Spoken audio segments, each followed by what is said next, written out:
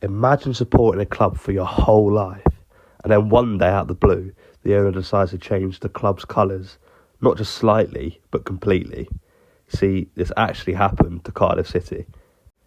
In 2010, Vincent Tan bought a 35% stake for £6 million in Cardiff. He later became the majority shareholder, which meant he had control and could make the big decisions like a club rebrand. In 2012, Cardiff made one of the most controversial decisions in football history. They changed from blue to red. And honestly, when I first heard about it, I was just confused. I don't really understand why you do that. To a club with so much history and such a big fan base, the fans were realistically never going to accept it. Cardiff, being one of the most historic clubs in Wales, being founded in 1899, had worn blue for over 100 years. They're literally known as the Bluebirds. Average attendance for a Cardiff City home game in 2011-12 was 22,000. So this wasn't just a kit change, it was a complete shift in the club's identity. In 2012, under owner Vincent Tan, everything changed. The kit changed, the badge changed, all from red to blue. The club's identity was being repositioned. From a business point of view, I can understand what he was thinking. Red is seen as a lucky colour in many parts of Asia, and he believed it would help Cardiff grow globally. But for me, this is where it all falls apart. You can't have a global audience without your core fan base. And here's one of the most important parts. The whole reason behind the rebrand was to grow Cardiff's global audience, particularly in Asia. But there's actually no real evidence that it even slightly increased their Asian fan base. So the one thing this decision was meant to achieve, there's no clear proof that it even actually worked. See, around the same time as the rebrand, Vincent Tan poured £100 million into Cardiff. This money was used for three things: to help stabilise the club financially, reduce the debt, and build a promotion-winning squad. In the same season as the rebrand, Cardiff actually went on to win the championship with 87 points, but the success wasn't about the rebrand, it was because of the investment. I think it's fair to say the fans made their feelings very clear. There were protests, mass backlash, and the fans rejected the red identity. And because at the end of the day, football isn't just a business, it's an identity, a history, and a community.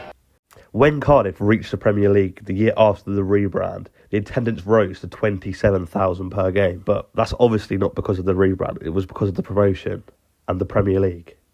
Every club that reaches the Premier League sees bigger away crowds compared to the Championship, more demand and global exposure. And that year in the Premier League, Cardiff finished bottom with only 30 points.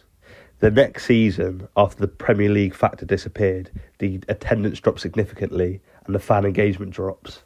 With the attendance dropping, a reported 11,000 that season. If your core fan base isn't truly behind the club, then the numbers don't hold up. And for me, this is the biggest point. Just because a team is winning games doesn't give an owner the right to change the identity of a club. Cardiff won the championship, but it doesn't justify it. With falling attendances and the relegation back to the championship, in 2015 the club went back to blue, which tells you everything really. For me, it proves the decision failed. You can't just change something that's been part of a club for over 100 years. The colours and the badge actually mean something, and realistically, the Cardiff fans were never going to buy a red home shirt because it's just not their club. So if the success came from the investment, the attendance came from the promotion, and the global growth didn't clearly happen, then what did the rebrand actually achieve other than alienating the fan base? Nothing.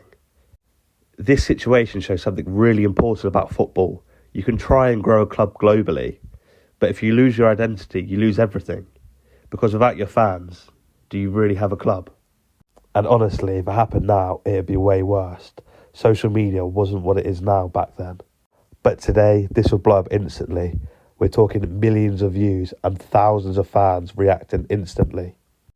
And it wouldn't just be a Cardiff City story anymore. It'd be global overnight. And that's the difference. What was controversial back then would be a PR disaster for the club now. I just want to say thank you for watching, and if you have any suggestions, leave them in the comments below.